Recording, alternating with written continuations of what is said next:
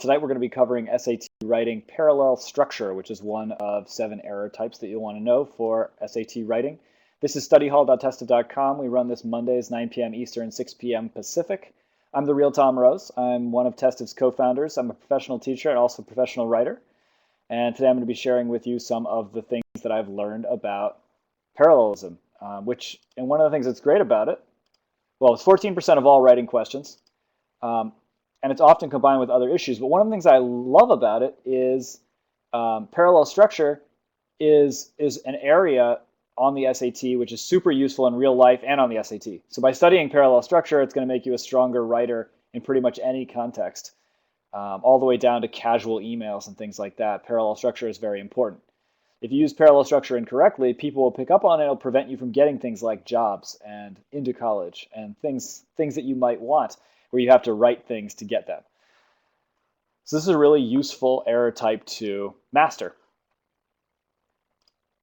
How do you get better at it? Here's the short of it. 1, make sure that you're spotting parallel structure. So if you don't know what it is and you're not even looking for it, you're probably using it incorrectly. You definitely want to be aware anytime you're using or reading parallel structure. 2, learn how to diagram the logic of sentences.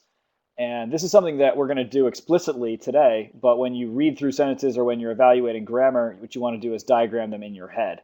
But you want to have the concept of the logic order in mind all the time when you're evaluating parallelism. And 3, know the difference between logical and part of speech parallelism. So there's 2 checkboxes that you have to meet in order to satisfy the demands of parallel structure.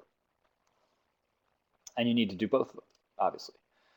So first of all, logical function is what creates the need for parallelism. And I'm going to show an example of this in a moment because I know that's a little bit jargon rich. But anytime you have 2 or more things in a sentence that have the same logical function, those things must be parallel. And we're going to go on to define logical function and parallel in a couple of slides. Right? 2 cases where this happens that are very common are lists and comparisons. And here's some examples of this. There are 3 things that will endure: faith, hope, and love. That's from 1 Corinthians. And so in bold, I have shown the parallel units of this. And in the chat window, tell me what those are examples of. What are faith, hope, and love examples of, logically, in the context of this sentence? So refer to something that it says in the sentence.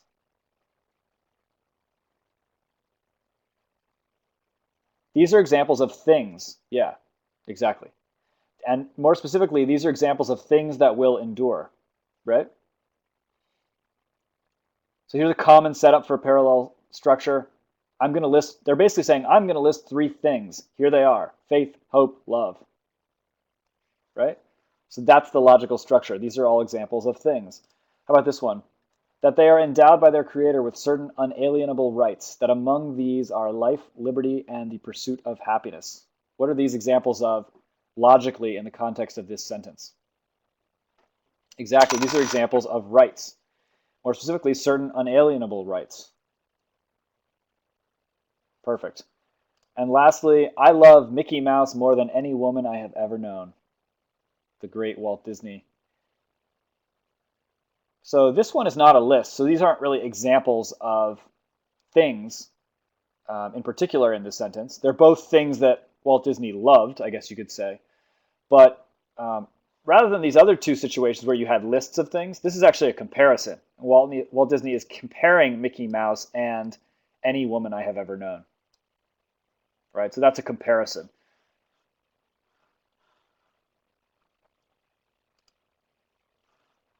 So now you've seen some examples of parallelism in action. All 3 of those were correct parallel structure. Those were all correctly used.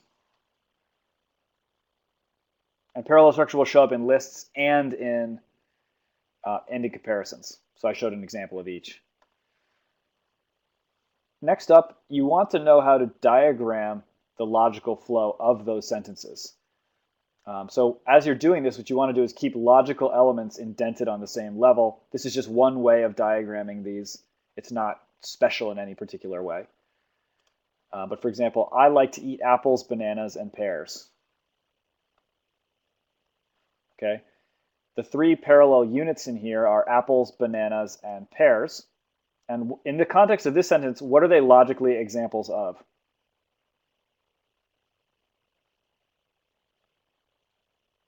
Not fruits.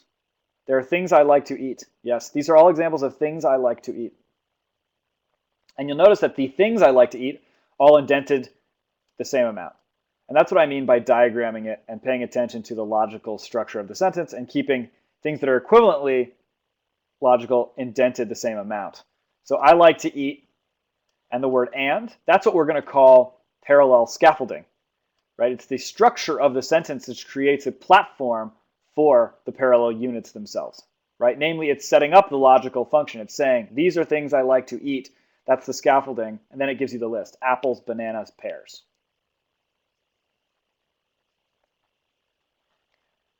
All right, here's another example. This is an example of a comparison. Billy is bigger than the dwarf. Right, so what are the parallel units here? We're comparing Billy and the dwarf. That's the comparison. And what is the scaffolding? The scaffolding is just the words we use to create that comparison. Is bigger than, in this case.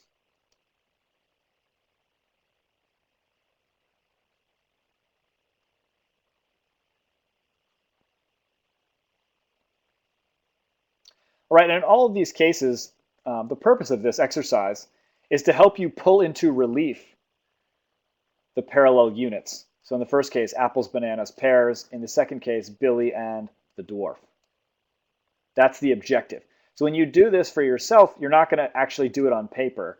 The important thing is that you're going through the sentence, accounting for every word in there, and pulling out the units that need to sit parallel to one another, pulling out the units that have the same logical function. Okay, and sometimes it can get complicated, which is why you need to think through it strategically. If you ever get confused, you can always do an actual diagram. Now, let's talk a little bit about parallel units.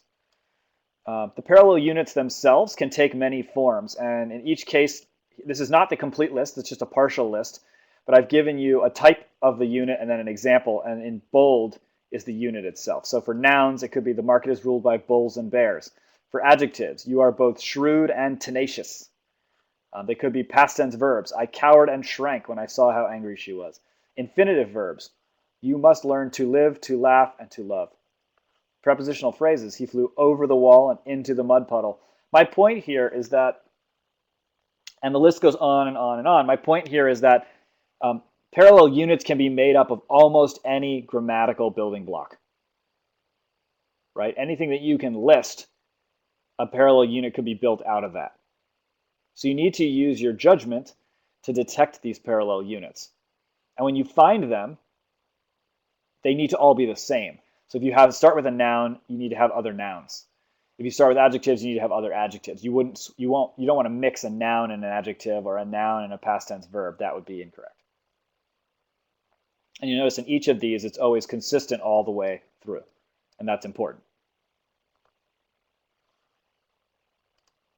Now let's look at some of the parallel scaffolding. Right? So what are some of the things that you might see out there that would be built around and create a platform for parallel units? You might have a list. This is what I think is the most common one. So the list will be created by a series of commas, and lastly the word and. The ogre was, I did bold it. I bolded the scaffolding here, not the units, but the scaffolding itself. So the ogre was hairy, comma, smelly, comma, and fat. There's also several, these are actually examples of idioms. You may recall that we studied idioms previously in study hall, and many idioms actually set up parallel construction. In this case, I've just shown variables x and y for the scaffolding. So neither nor, I like neither your tone nor your attitude. It is the neither and nor which create the scaffolding for parallelism, the two elements that go with that. Either or, from x to y, not only but also. And there's many, many, many more of these. So again, this is not an exhaustive list. And again, you will need to use your judgment to determine whether you're dealing with parallel scaffolding. And the important thing for you to remember, and I know I've said this 100 times already, but is to keep track of whether multiple items in the sentence are playing the same logical function. If so, those things need to be parallel. Right? So when I say either X or Y, those are two options. They have the same logical function. Each one is an option. So that's why they need to be parallel. So you should be able to build this list by using your judgment.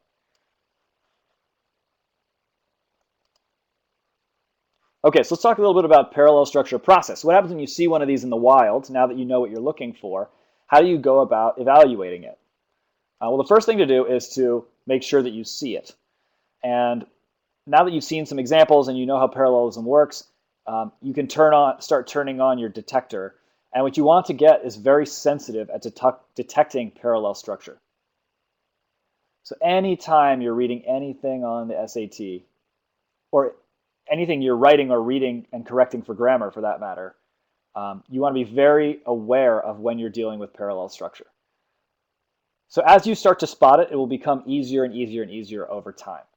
And that's going to make you a stronger test taker. And what you will find is that over time, parallelism is going to be one of the areas where it's most easy for you to spot when you're dealing with it, because it kind of has a sing-songy quality to it. So if you're reading sentences how you would read them out loud, you'll notice that there's sort of a cadence. I'm going either to the mall or to the store. And if you're enunciating clearly, it's probably true that you're already kind of hitting the parallel units specifically. So you can learn to detect that pretty effectively and pretty quickly. Two, so once you've spotted it, the second step, diagram structure. Make sure that you've identified those parallel units.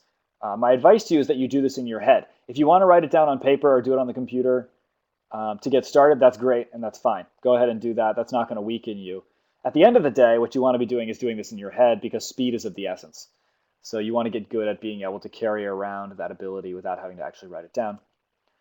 And three, lastly, evaluate part of speech and logic. So remember, I showed you a bunch of parallel units. What you want to ask yourself is, are they all the same type of unit? Are they both nouns, both adjectives, both verbs, etc.? And when I say evaluate the logic, what I mean there is, do they make sense?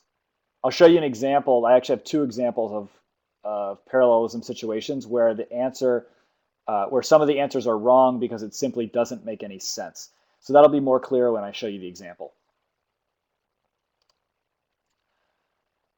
So what's wrong with this one?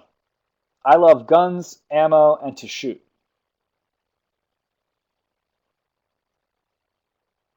Because the people are identifying the to shoot. What is wrong with the to shoot?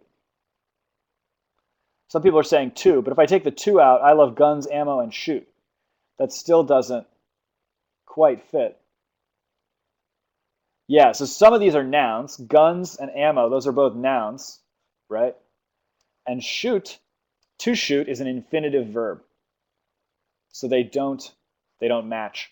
One way to fix it would be to say, I love guns, ammo, and shooting. Shooting would be an example of a gerund, a noun here, right? A gerund counts as a noun. So here's a diagram of the original. I love guns, ammo, and to shoot. And you can see it pulled into relief. Guns, ammo, and to shoot don't all match. Two nouns, one infinitive verb. So here's the correction. I love guns, ammo, and the sport of shooting. I changed it to the sport of shooting, which makes it even more clear, because there's can be no quibbling over whether the sport is a noun. It definitely is.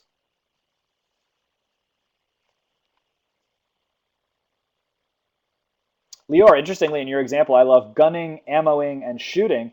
Those would be all examples of present progressive verbs, but that would still be parallel. So gunning and shooting, for example, would be, in that case, would be verbs, but that's also still parallel. Ammoing, is not a verb, but we'll just give you the benefit of it. We'll give you the poetic license to make that into a present progressive verb. So this leads us to rule number one. Always use parallel units that are the same part of speech. And what's wrong with this one? Bobby's legs are faster than Billy.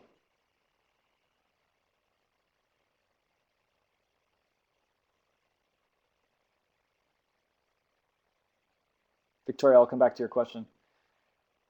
Okay, the problem here is Billy and a bunch of you are suggesting that we switch this to Billy's, right? If we put an apostrophe S on there, then that changes what we're talking about from Billy to Billy's legs, right? So this is an example of, remember I told you sometimes the parallel units, and Victoria, this is your answer. What do I mean by parallel units? It's the things in bold. It's the things that need to be parallel to one another. Those are what I mean by the units. It's the building blocks of our parallelism here. And in the first example, the sentence as written, we're comparing Bobby's legs and Billy. And those things don't make sense to be compared. Bobby's legs are legs, and Billy is a person. So you can't really compare legs and people because those are just different things. What you want to do is compare Bobby's legs and Billy's legs, or Bobby and Billy. Both of those comparisons would make sense. So in this case, in the fix that we've employed here, and this is what most of you are suggesting too, is that we fix the Billy part of it, which is, so we're saying Bobby's legs are faster than Billy's. So we're actually saying the legs are fast, not the person, but the legs. When we say Billy's, that's a shortcut for saying Billy's legs. So you could also say Bobby's legs are faster than Billy's legs. So if you're thinking, oh, Billy's doesn't sound right, that's because it's a shortcut. It is a legal shortcut. So you should read that and internalize the fact that it is okay to say Bobby's legs are faster than Billy's. It's the apostrophe S which makes this implied that we're talking about something which belongs to Billy. And it's okay to kind of fill in what that probably is, which in this case is legs. It is not okay to say Bobby's legs are faster than Billy just alone, because that's comparing Bobby's legs, which are legs, to Billy, which is a person. And there's no confusion there that we are comparing legs and people. So it's unconfusedly wrong. So that's why that one's a problem. If it doesn't sound right to you, then that's great. Because what it means is that you're already kind of automatically detecting parallelism. And you're saying the units don't sound right because they're not parallel. You want to expand that now to, rather than relying on your ear to detect that for you, so your ear is going to break. What you want to do is expand that now so that you are able to determine whether they're parallel by first principles. So say, okay, I've found the units. I'm going to evaluate the units. Are they the same part of speech? If no, then they're wrong. Okay, I'm going to evaluate the two units. Does it make sense to compare them? Can we compare legs and people? If not, then it's wrong. Being able to get it down to that logical level, that's what's going to allow you to answer difficulty 4 and difficulty 5, so the harder questions correctly. Because the harder ones are not going to always sound wrong. That's the challenge. Question in the chat window, can we say Bobby is faster than Billy? Yes, we could say that. That would definitely be correct parallel construction. It would be a different meaning. In that sentence, we'd be comparing Bobby and Billy rather than Bobby's legs and Billy's legs. So this brings us to rule number 2. Always compare things that make sense. Same part of speech, and they have to make sense. All right, so let's do some examples. The rules here, I'll put an example up. It's multiple choice. Don't pull in the answer. What I want you to do is type your answer into the chat window, but don't send it. So just type it in and leave it sitting there, and then we'll all send it together. That way we won't have spoilers. All right, go ahead and take a crack at this one.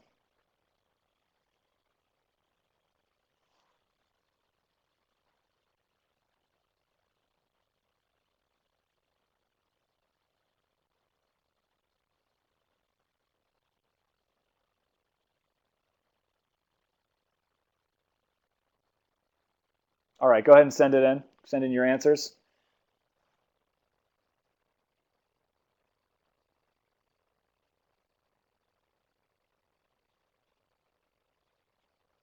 All right, so I'm getting different answers here. Some B's, some C's. Let's take a look at the diagram, and we can compare that. So here's the diagram. When they were asked to compare Norman Rockwell's paintings to painter Robert Rauschenberg, the students entered into a prolonged discussion about the representation of reality in art. So what do you think about this comparison right here?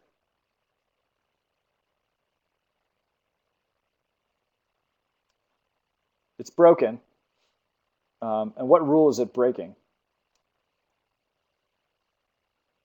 Yeah, nice work, Tom Rose, too. We're comparing paintings and people,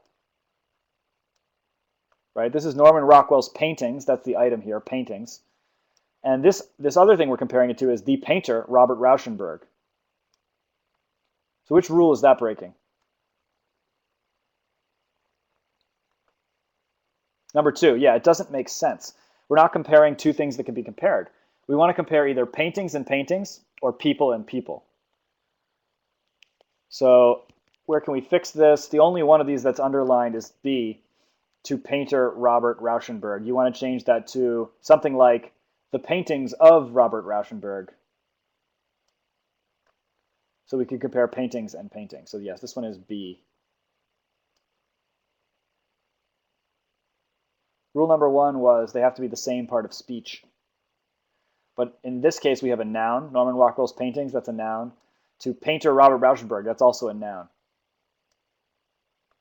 So this one actually satisfies rule number one, but does not satisfy rule number two, the making sense. All right, here's another example. Again, don't send your answer until I tell you, but go ahead and type it in.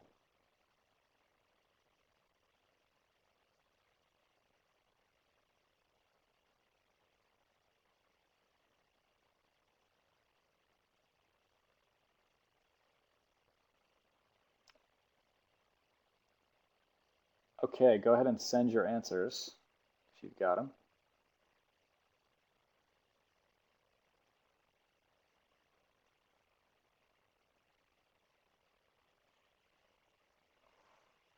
Okay, I've got a Q coming in, which we'll call that an A.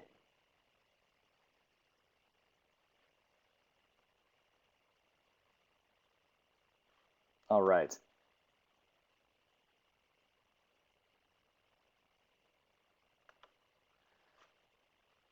All right, so I'm getting A's and B's here, and I can see the origin of the confusion around B. Actually, let's come back to B. First, let's talk about the parallelism issue here. So you might say, like, well, I'm not sure whether this is right or wrong. Well, let's do the diagram. Neither the koala bear or the red panda belongs to the bear family. And this one is actually not really a parallelism issue. Kushala has got it. It's actually the neither or. This should be neither nor, not neither or. This is an example of what we call an idiom, which is the word nor goes with the word neither. They're partners, right? And this is an example of maybe it's the parallelism that drew this to your attention. But what's wrong about this is it's the wrong idiom. And it's very common that idioms set up parallelism situations. That's why I have this example in here. So I would call this an idiom question and a parallelism question. Right? If you were doing this at tested, we would have it in both categories. But the error here is really an idiom error. It should be neither the koala bear nor the red panda. Now, when it comes to this belongs, okay, so if you're picking belongs, what I assume you're saying is, I think this should be belong. Belong here is a verb, and if you're questioning the plurality of a verb, what you're implicitly saying is this is a subject-verb agreement issue. When you deal with neither nor, what you use to set the plurality of the verb is whatever noun is closest to it. So you would say the red panda is singular, so we want a singular verb, which would be belongs. That's kind of an obscure rule, but that is the way that it works. But we'll cover that again when we do subject-verb agreement, which will be in verbs. For now, the critical thing is the idiom neither nor versus neither or. All right, here's another one.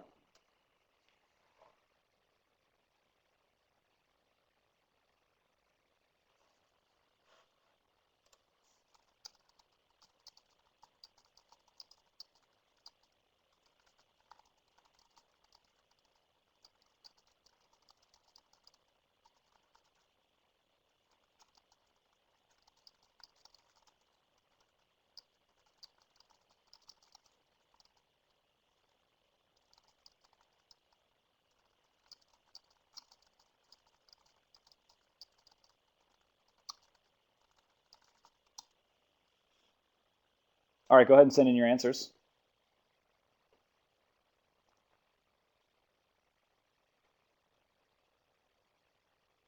Okay, so this one I'm getting is the most variety on the different answers coming in, which is not surprising if you consider the difficulty of this question. So this is a level 5 question.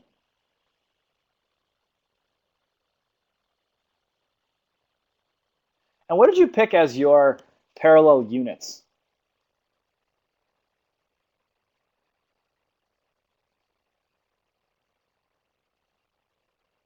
Or let me also ask you, what did you see in here that was parallel scaffolding? Was there anything in here that told you we were going to have a parallelism situation? All right, Lawrence is saying Story and Hank Aaron. Yeah, we have the word than, right? Than is a comparison word. So that sets up a parallel situation because we're comparing two things. That's perfect. So let's take both of those. We'll put them together and make our diagram. Here's your more than. This is all just lead up. There's probably no, and the first parallel unit is story. There's probably no story, more dramatic than, and more than often has modifiers stuffed inside of it. So you can almost just think of this as more than, but it added a modifier. More dramatic than could be more tasty than, more quickly than, who knows? There's no story, more dramatic than, and then this whole last thing is all one unit. Baseball's greatest hitter and right fielder, Hank Aaron. All of this, baseball's greatest hitter and right fielder, that's all a modifier for Hank Aaron. Right, so we haven't studied modifiers yet, but this does not change the nature of the unit. What it does is modify the unit to tell you more information about it. But the unit is still a noun, and it's the noun Hank Aaron. Or if you want, you could think of it as this entire bold thing. Baseball's greatest hitter and right fielder, Hank Aaron. So we're comparing story with baseball's greatest hitter and right fielder, Hank Aaron. So what rule does that violate if we compare story and Hank Aaron? Yeah, this is a second rule. It doesn't make any sense. You want to compare either a story to a story or a person to a person. So how would you fix it?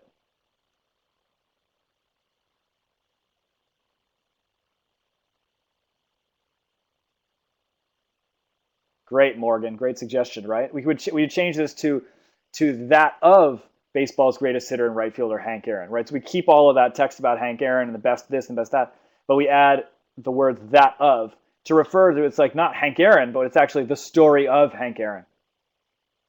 Or Monica, we could do it that way too. There's no story more dramatic than baseball's greatest hitter and right fielder, Hank Aaron's story. That'd be a pretty complicated way of saying it.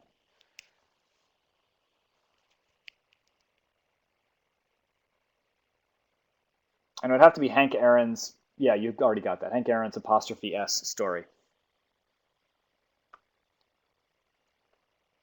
Either way, that would work.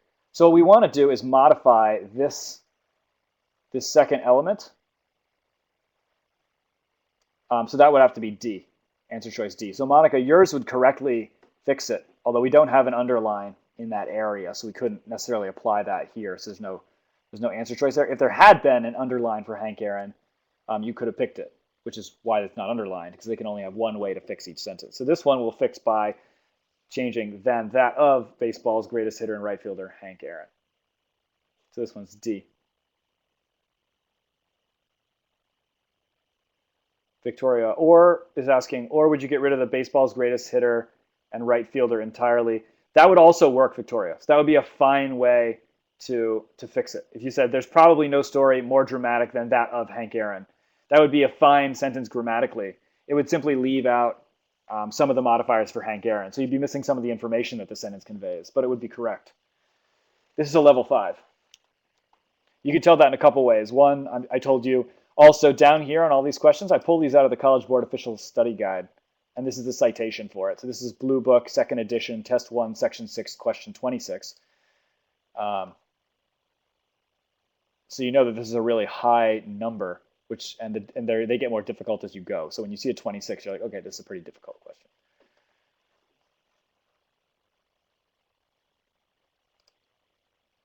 Last one.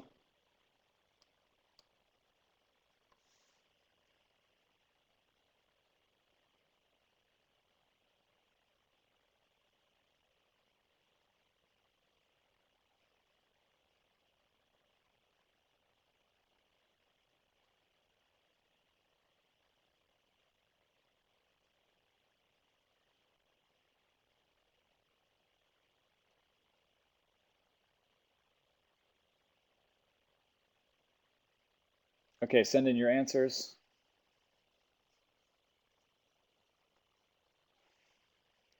It's also a very challenging question. It's a question 4, which is early in the set, but it's on section 10, which is kind of a hodgepodge, and I just know that this one's hard. All right, so I'm getting B's, E's, question marks. So let's go to our system, right? So first let's spot, do we have parallelism? Does anybody see scaffolding or structure that would indicate that we have a parallelism case here? But, yeah, we have the word but, which can sometimes set that up. We have this, but that.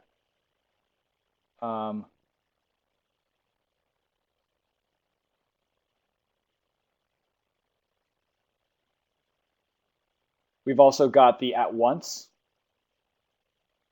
Yep, so the at once is also setting that up. And it's the at once, and actually let me show you my diagram. The at once goes with the but. It actually doesn't go with the but. There is a this is an idiom. Does anybody happen to know the idiom? It's at once. What does at once go with? It goes with and. So if you happen to know that, you could get rid of A, B, and D right off the bat. Right? So you could say, okay, A, B, and D are out because it doesn't have the word and we need the word and. So we have it in C and we have it in E. You'd say he's at once blank and blank. But even if you didn't know that, let's say that you didn't know that idiom or you didn't spot it, you can still use parallelism to save you here, and it'll get you all the way to the right answer. Because if you look at your parallel elements here, we've got he is at once annoying, and this is not underlined. The underlined section starts later. So he is at once annoying because of his unpredictability. And what? What do we need here? So what part of speech is annoying?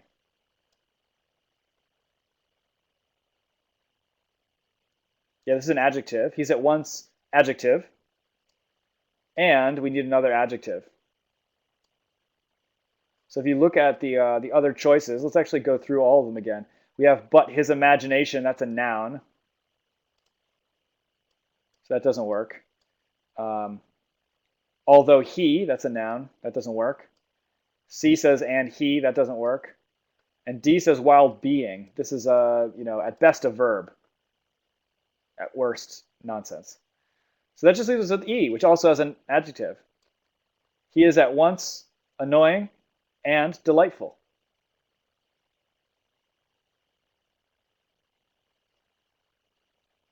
So if you spot the annoying and delightful, they need to be the same part of speech. This is rule number 1. E is the only one that has the correct answer. There's a question in the chat window for me to recap how I knew we needed and.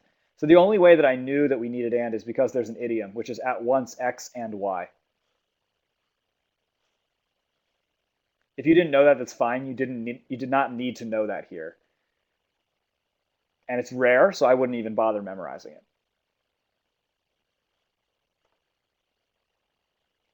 All right, so there's a bunch of parallelism questions, including some very hard parallelism questions from the SAT. So you've seen the gamut now, and you should be prepared to tackle parallelism anywhere on the test. If you want further practice, you can do so at testiv.com. We have free questions there, and you also can sign up to work one-on-one with a 99 percentile scoring coach. The questions are free. The coach you have to pay for. The coaches are fantastic, though. You can, if you'd like to set up a practice session with a coach, you can sign up for one of those. There is a free session that a free 30-minute session that you can do by signing up at scheduler.testiv.com. I'll put that in the chat window. A bunch of people I need to acknowledge. The list is growing. Miro, Kaz, Kazakov, Jackson, Havid, Noel, Janet, the Machine, Helperson, David, Pikachu, Chippendale, Lee, the Chemist, Akamondo, Shonak, Coffee is for Closes, Patel, Morel, Brazilla, Crespi, David, Chubby Shorts, High Song, Charles, Kitten, Smuggleries, Abby, the Saint, Engelstead, Will, the Institute, Eaton, Meg, Smiles, Butler, Samantha, Wood, Sophie, Let Your Freak Flag Fly, Heller, and John, the Loya LaPlante. Thank you to all those guys for helping put this together. This has been studyhall.testive.com, Mondays, 9 p.m., 6 p.m. Pacific. Would you like a coach? You can get one for free, 30-minute session at scheduler.testive.com. It's 15 minutes about where you stand and 15 minutes about how to improve. Thank you guys.